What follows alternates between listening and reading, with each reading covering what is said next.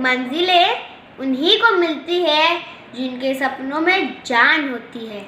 मंजिलें उन्हीं को मिलती है जिनके सपनों में जान होती है। पंखों की कोई ज़रूरत नहीं है मेरे दोस्तों पंखों की कोई ज़रूरत नहीं है मेरे दोस्तों, हौसलों से उड़ान होती है। जय जिनेंद्र। मैं सौम्या मेहता, आपकी होस्ट और आपकी दोस्त, आप सबका हार्दिक स्वागत करती हूँ आपके अपने शो मेरा कार्य ही मेरी पहचान।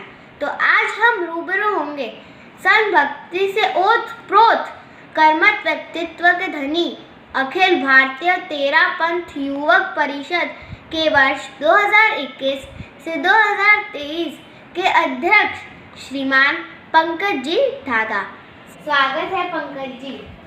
Thank you. इससे पहले हम पंकज जी से और बातें करें, मैं आप सबको उनका संक्षिप्त में परिचय दे दूं। आपका जन्म गंगा शहर में हुआ। आप मूल निवासी भीनासर एवं वर्तमान में गुलाब बाग में प्रवासित हैं। बचपन से ही आप धार्मिक वातावरण में पले बढ़े। आप विनम्र, दूरदर्शिता और धुन के पक्के हैं। आप गुलाब बाग तेयुप में कार्यकारिणी सदस्य, संगठन मंत्री और खुशी बाग तेयुप में अध्यक्ष के रूप में अपनी सेवाएं दे चुके हैं।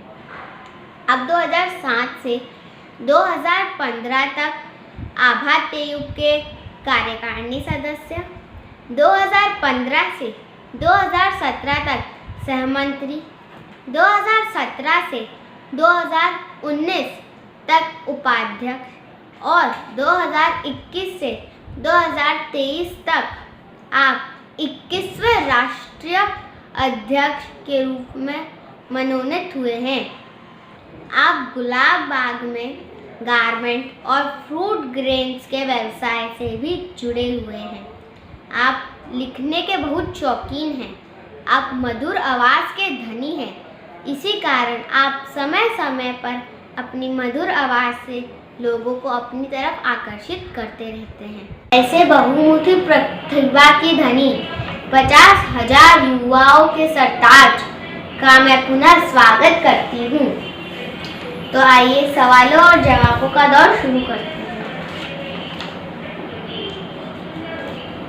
पंकज जी, मेरा सबसे पहला सवाल आपसे ये है कि गुलाब बाग तेयुप के कार्यकारिणी सदस्य से अखिल भारतीय तेरा पंथ युवक परिषद के अध्यक्ष तक के सफर में आपको कैसे देखते हैं? सबसे पहले जय जिनेंद्र। तेयुप संगठन में जुड़ना भी अपने आप में एक बहुत बड़ी बात है और भाग्य की बात है।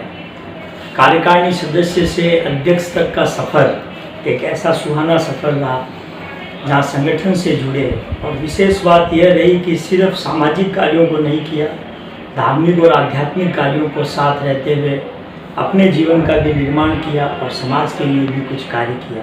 तो बहुत ही सुंदर सफ़र रहा और इस सफ़र में एक सबसे विशेष बात यह रही कि एक जो स्थानीय दायरा था वो पूरे भारतवर्ष का दायरा बन गया और हजारों सैकड़ों मित्र बनते चले।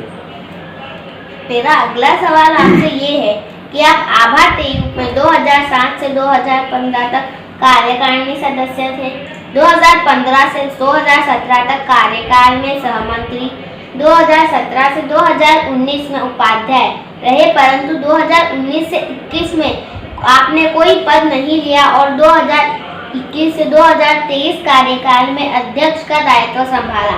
2 साल कोई पद नहीं लेने की कोई खास वजह और 2 साल मुख्य धारा में ना होकर वापस जुड़ने में किन किन मुश्किलों का सामना करना पड़ा? नहीं, ऐसा कुछ नहीं है।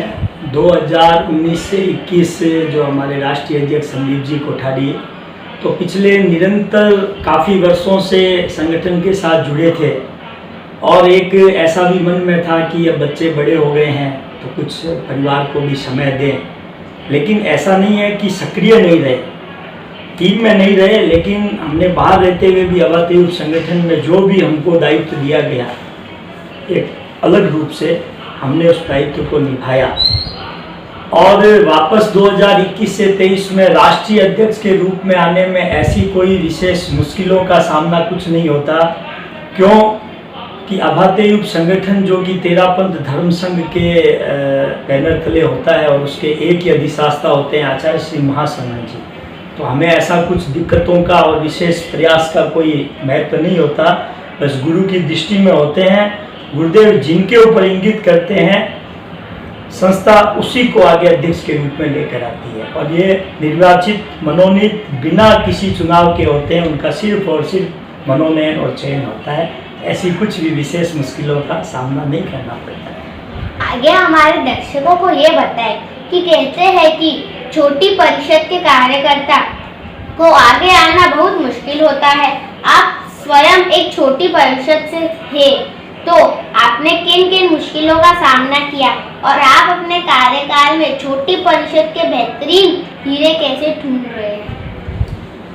ऐसा है कि छोटी और बड़ी परिषद का महत्व तो है संख्या की दृष्टि से, लेकिन यदि कार्यों की गुणवत्ता हो तो छोटी परिषद भी बहुत बड़ा कार्य कर सकती है। तो कुछ हमारी देश भर में काफ़ी ऐसी परिषदें हैं जहाँ संख्या की दृष्टि से सदस्य कम हैं, लेकिन वो कार्य बहुत बड़ा करते हैं। इसी तरह मैंने भी गुलाबाग परिषद और खुश्कीबाग परिषद के साथ रहते हुए हमेशा अपने को कर्मठता के साथ आगे बढ़ाया। केंद्र से स्थानीय लेवल पर मुझे जो भी कार्य दिए गए उसको मैंने बहुत ही निष्ठापूर्वक निभाया, और इस तरह जब हम कार्य करते हैं तो निश्चित कहीं ना कहीं केंद्र की नज़र में आते हैं, और वही कोई नज़र मेरे ऊपर भी पड़ी।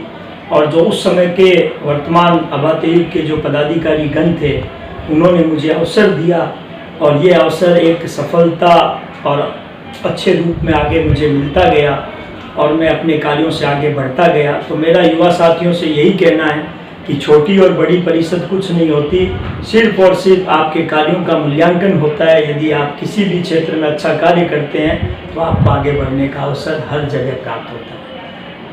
हीरों को ढूंढने की जहाँ तक बात है तो हमारे कार्यकर्ता एक से एक बढ़कर हमारे कार्यकर्ता है जो हीरो के रूप में आगे आते हैं।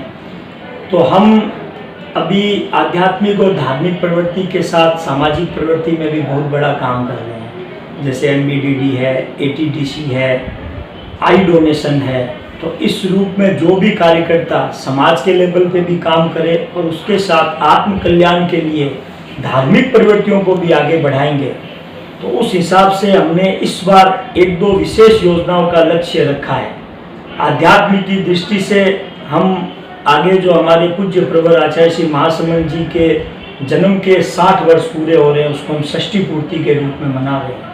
तो उस समय हमने आध्यात्म के रूप में एक पूरे देश भर में एक ऐसा आयाम रखा है कि हमारे पूरे युवा साथी 6000 उपवास उस दिन कम से कम करें और उसमें अपनी सहभागिता निभाएं। तो आध्यात्म की दृष्टि में हम एक बहुत बड़ा आयाम युवकों के समक्ष रखेंगे। और जहाँ तक सामाजिक बात है तो हमारा एक सपना है कि हमारा स्वयं का एक हॉस्पिटल हो।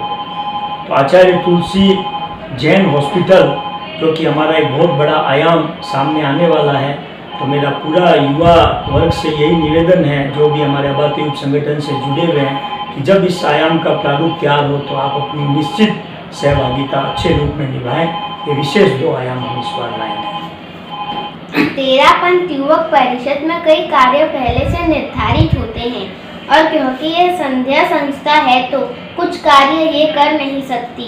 तो ऐसे हालातों में आप अपने कार्यकाल में कौन सी नवीनतम कार्य संपादित करने जा रहे हैं?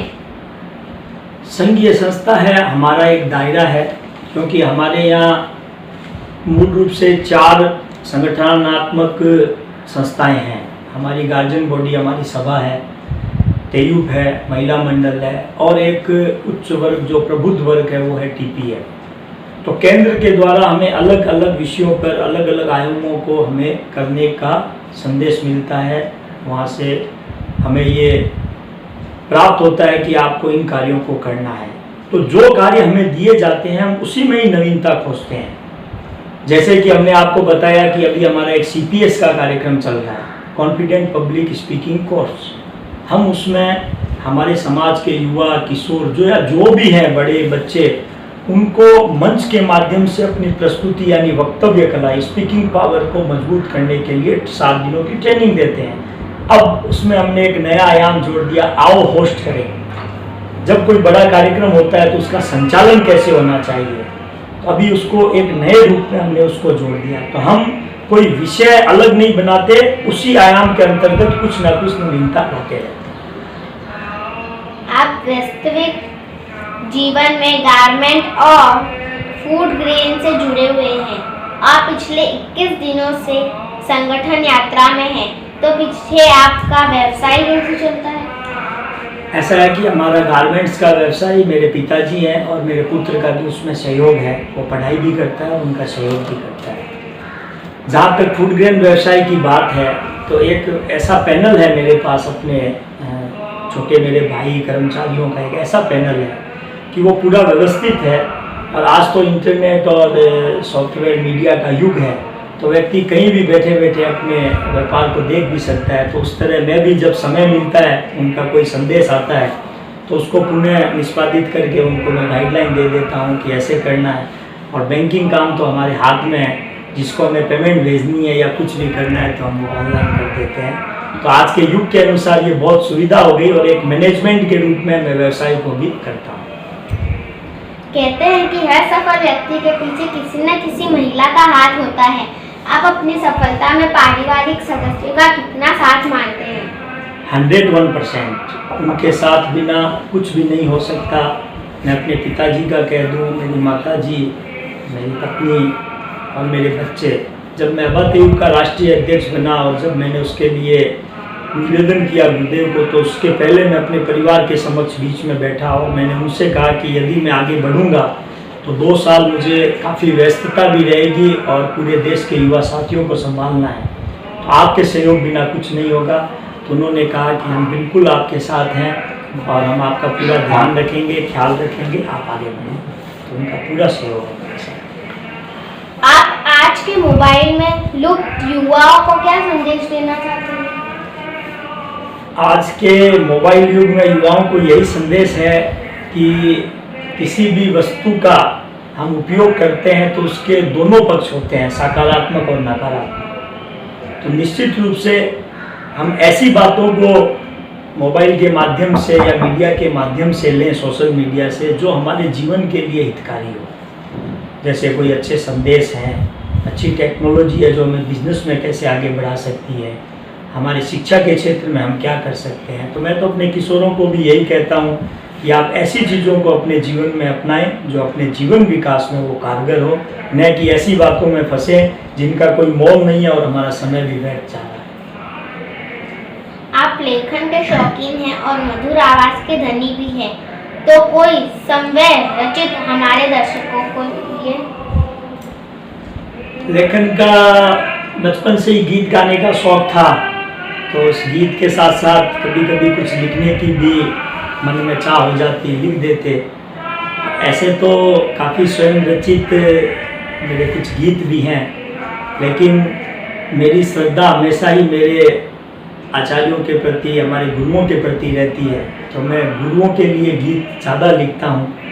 तो हमारे प्रथम आचार्य श्री भिक्षु, जो कि एक बहुत ही अधिष्ठायक देव के रूप में भी हम उनको अधिशास्ता है हमारे तेरापंथ धर्म संघ के, तो भिक्षु स्वामी का एक गीत है और वो मारवाड़ी के रूप में भी हम उसको गाते हैं। तो पंक्तियाँ अभी तो ज़्यादा कुछ याद वैसे अभी नहीं आ रही है, लेकिन फिर भी मैं 2-4 पंक्तियाँ सुना देता हूँ आपको। सांवरिये रो नाम जप लो रे सभी, भजलो रे सभी सुखकारी है। सिरियारी रो धाम जप लो रे सभी, जप लो रे सभी मंगलकारी है। तारण हारो है, हार ही हारो है। फिर कभी अवसर मिलेगा तो आगे सुनाएंगे।